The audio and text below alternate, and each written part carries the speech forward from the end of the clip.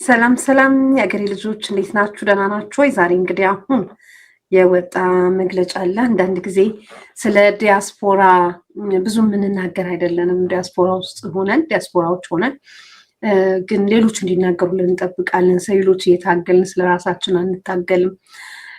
የሚያስፈልገንን ነገር ማናቅም አንዳንድ ጊዜ ይመስለኛል።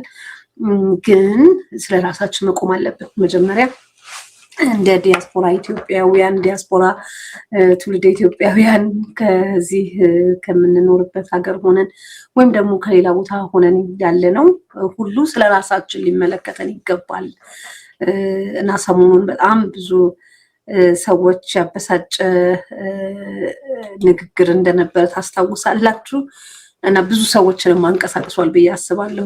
ዛሬ ወደ እናንተ የመጣሁበት ምክንያት ግን እሱ አይደለም። በሰፊው መስራት የሚገባን እንደዚሁ በደፈናው ተጀምሮ የሚቋጭ ነገር ሳይሆን በቀጣይነት በጣም በትልቁ እንደ ትውልደ ኢትዮጵያ ስለ ኢትዮጵያ ምን ይመለከተናል፣ እኛ ማንን የሚለው ነገር ላይ በህብረት የራሳችንን አቋም የምናሳይበት መሆን አለበት ብዬ ነው ማስበው።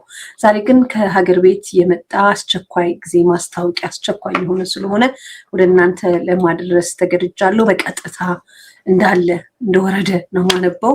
ምክንያቱም በጣም ብዙዎች የተቸገሩበት ያለ ጉዳይ ስለሆነ እና ብዙ ጊዜ በቢሮ ውስጥ የሚመጡ ጥያቄዎች ስላሉ በጣም በጣም አስቸኳይ የሆነ ነገር ስለሆነ ነው ይህን ነገር ወደ እናንተ ለማድረስ የፈለግኩትኝ እና ከእናንተ ጋር ሆኜ አነበዋለሁ ማለት ነው።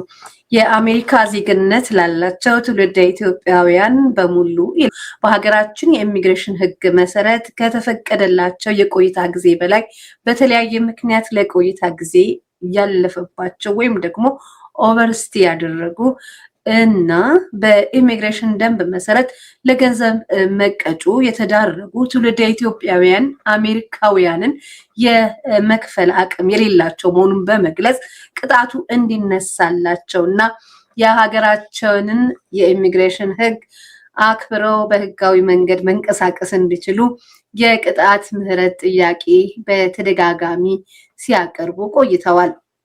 ተቋማችን ጉዳዩን በጽሞና ሲመለከት ቆይቶ የአሜሪካን ዜግነት ላላቸው ትውልደ ኢትዮጵያውያን ግለሰቦች የሚከተለውን ውሳኔ አሳልፏል።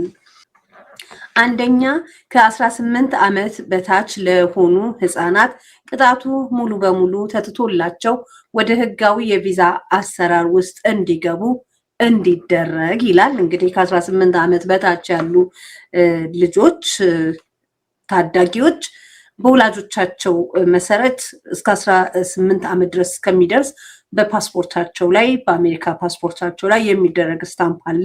እሱ እንዲደረግላቸው ወይ ደግሞ የሎ ካርድ እንዲያወጡ ወይ እንደዚህ አይነት የሆኑትን ሀገሪቷ የምትጠይቀውን ህግ እንዲያሟሉ የሚል ነው። ግን ቅጣቱ ሙሉ በሙሉ በመነሳቱ በዚህ ጊዜ እንድትጠቀሙ ነው። ሌላው ሁለተኛ 18 ዓመትና ከዚያ በላይ ለሆኑ አዋቂዎች ካለባቸው የቅጣት ገንዘብ በግማሽ በመክፈል እንዲስተናገዱና ወደ ህጋዊ የቪዛ አሰራር እንዲገቡ በማለት ወስኗል። በመሆኑም የህጉ አስፈላጊነት በዋናነት ማንኛውም የውጭ ዜግነት ያለው ግለሰብ በሀገራችን የሚያደርገውን ቆይታ ህጋዊነት የተከተለ እንዲሆን ታስቦ የተዘጋጀ ሲሆን ይህ የቅጣት ቅነሳ ምህረት እድል ግለሰቦቹን ወደ ህጋዊነት ለማምጣት የተሰጠ በመሆኑ የተሰጠው እድል አንድ ጊዜ ብቻ መሆኑን አውቃችሁ ከመጋቢት 15 2018 ዓ.ም እስከ ግንቦት 15 2018 ዓ.ም ባሉት 60 ቀናት ውስጥ ወደ ኢሚግሬሽን ዜግነት አገልግሎት ዋና መስሪያ ቤት እየቀረባችሁ አስፈላጊውን ዶክመንት በማሟላት እንድትስተናገዱና ወደ ህጋዊ የቪዛ አሰራር ውስጥ እንድትገቡ እያሳሰብን ከተሰጠው የጊዜ ገደብ በኋላ ግን በኢሚግሬሽን ደንብ መሰረት ብቻ የምናስተናግድ መሆኑን እንገልጻለን ይላሉ የኢሚግሬሽን ዜግነት አገልግሎት መጋቢት 7 2018 አዲስ አበባ ኢትዮጵያ። እንግዲህ ይሄ መግለጫ ከወጣበት ጊዜ ጀምሮ እነዚህ ነገሮች ተከታትላችሁ ራሳችሁን እንድታስተዳድሩ ወይም ደግሞ መንገዳችሁን እንድትቃኙ ይሁን እንላለን። ከልብ አመሰግናለሁ።